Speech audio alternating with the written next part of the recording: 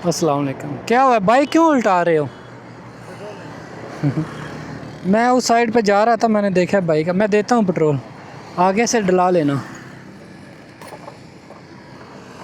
ये लो, डाल दो, कोई मसला।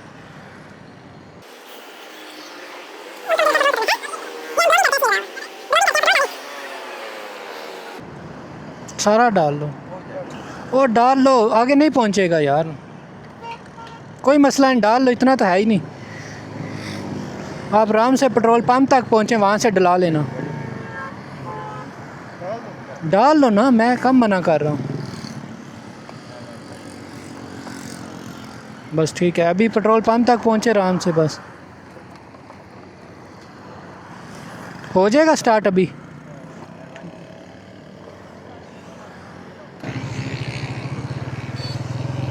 ठीक है, ओके।